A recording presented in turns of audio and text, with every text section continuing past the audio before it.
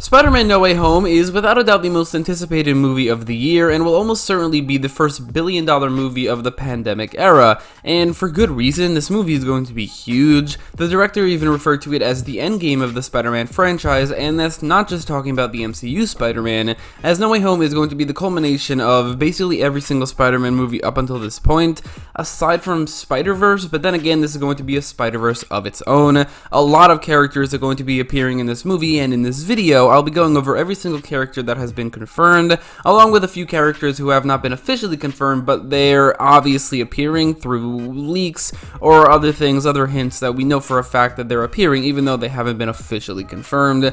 So let's start right off the bat with the main reason people are really excited for this movie, the Spider-Man. So spoiler alert, but if you look really closely at this poster, you could see Tom Holland's Spider-Man on the poster, meaning he's officially confirmed for this movie. Not only that, but he's going to be wearing 4 different costumes in this movie, which is just insane. As there's the Iron Spider suit, which will be destroyed by Doc Ock. There's the black and gold suit, which seems to be magical in nature, maybe made by Doctor Strange. There's the red and black suit from Far From Home, along with the red and black suit variant with the gold logo, which I'm assuming is the remaining nanotech that Doc Ock left behind on the Iron Spider suit, now integrated into the red and black suit, which is pretty cool. I really like this costume. That's obviously not what you guys are here for to hear about. There's obviously the other 2 Spider-Men, which haven't been confirmed up until this point, and I'm glad they haven't been. I'm glad that they're keeping it a secret for the general audiences, just because it's going to be really cool to see them for the first time in the cinema instead of in the trailers.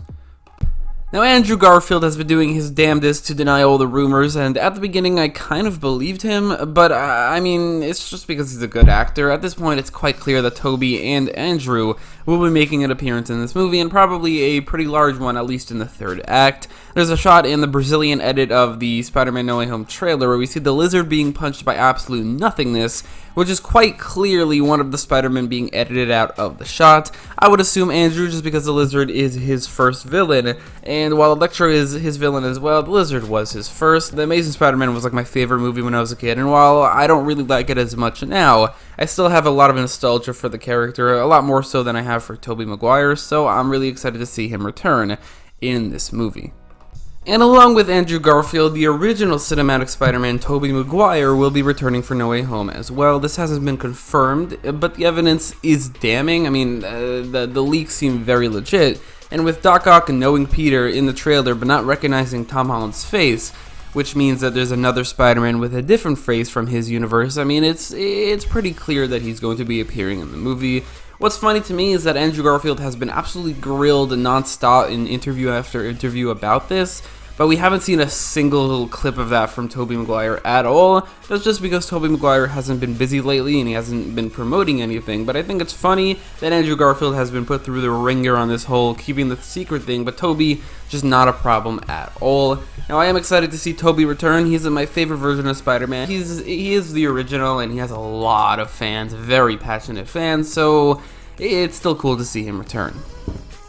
So let's move on to the supporting characters, starting with a group of characters that I'm just going to breeze through because I don't really have much to say about them. There's Michelle Jones, the main love interest of the movie, otherwise known as MJ. Ned Leeds, May Parker, who might die. There's a theory going out there that Aunt May will die in this movie. I hope not. Anyway, Happy Hogan, Flash Thompson, Betty Brant, Jason Iannello, Andre Wilson, Roger Harrington, and Julie Estelle. All of those high school characters who I doubt are going to have large roles past like the 1st act, which is going to deal more with Peter's identity being revealed in the previous movie.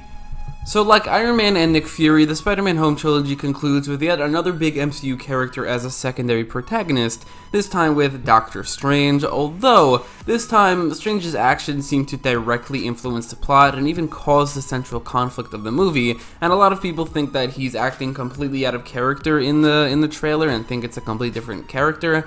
I don't agree with that. I think that he is kind of acting in character. He's arrogant and he's reckless, and that is the character. So I think this is the legit Doctor Strange, but he is causing the conflict of the movie, which now that I think about it is kind of true for Tony in Homecoming as well. But along with Doctor Strange is Wong, who I doubt is going to have a large role. I feel like what we see in the trailer is really all we're going to get from Wong in this movie. He tells Strange not to do the spell, and then just yeets out of there, probably off to fight Abomination in a cage match or something random like that. Along with Toby and Andrew's Spider-Man, another big Marvel hero has been confirmed through leaks to be returning to the screens with No Way Home, and that's Matt Murdock, who is finally returning to the MCU after Daredevil was cancelled by Netflix in 2018 after its absolutely stellar third season. And honestly, this might be the character that I'm most excited to see return in this movie. Daredevil is one of the greatest comic book shows of all time, and Daredevil in the MCU is an incredibly underutilized character. So seeing him finally folded in with whatever future that entails for the character is really exciting, one of the most exciting things about this movie, even if his role probably won't extend past the first act, and he doesn't suit up as Daredevil, both things that haven't been confirmed, but I'm assuming is going to be the case, since he's going to be a part of the whole identity reveal storyline as Peter's lawyer, not as the superhero Daredevil. Still though, I'm incredibly excited to see Matt Murdock, maybe not Daredevil yet, but Matt Murdock finally returned to the MCU. The final supporting character that has been confirmed is J. Jonah Jameson, who made a surprise appearance in the end credit scene of Far From Home, played by J.K. Simmons yet again. And obviously the MCU version of the character will appear at the very least from that scene, which is going to be probably the opening scene of No Way Home.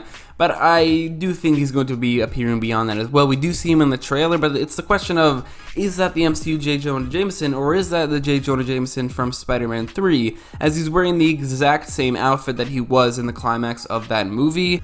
So then there are the villains, which are certainly the main selling points of at least the trailers, and there are going to be a lot of villains in this movie. First of all, there's Electro, and I'm starting with him because he was actually the first character officially confirmed to be coming back from a previous Spider-Man franchise in this movie. When he was confirmed, I just thought that they were giving Jamie Foxx another chance at the Electro character, this time in the Marvel Cinematic Universe, and it wasn't until much later that we learned that he was coming from another universe, from the Amazing Spider-Verse.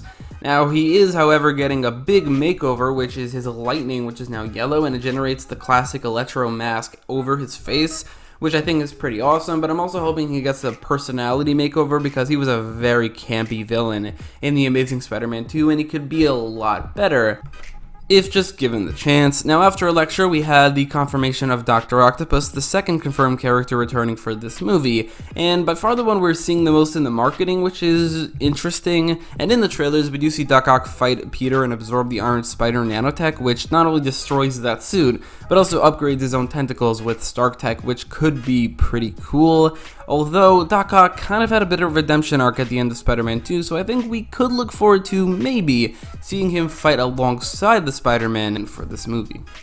Before the trailers, Green Goblin was actually confirmed through leaks, and while the trailers haven't shown much of him, preferring to focus a lot more on Doc Ock, it's been leaked that Green Goblin will be the actual main villain of the movie, with the rest of the villains being secondary to him.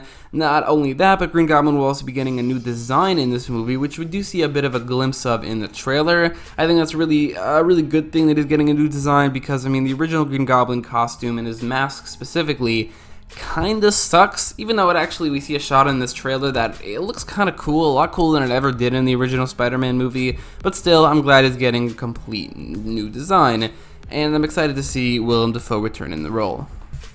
Also confirmed through leaks, and only officially through the trailer, Sandman will be appearing as well, the main villain from Spider-Man 3, along with Venom, but Venom I don't think will be appearing in this movie, at least not that version of Venom, and I'll get to that in a minute. Like Doc Ock, Sandman had a minor redemption arc at the end of his movie, so they'll have to explain why he's a bad guy again here, or maybe he's also going to be turning, and maybe he's also going to be fighting alongside the Spider-Man in the end, which could be cool. Yet another character confirmed by leakers and then officially in the trailers, the Amazing Spider-Man's Lizard was ever so briefly shown in the first teaser. We see his tail very, very darkly lit, and then we see him fully in the trailer. Lizard gets absolutely clobbered by nothingness in the Brazilian edit of the trailer, which all but confirms that they edited out the other Spider-Man. What I found funny here is that Lizard gets just destroyed. It kind of looks like his neck is completely snapped in this punch or kick or whatever it is. Another thing is that Lizard also kind of had a bit of a redemption arc at the end of his movie. He wasn't really a villain anymore, so they might again have to explain why he is a villain, although the fact that he's a lizard, he's in lizard form, might confirm that that movie ended a bit differently in whatever universe he's from.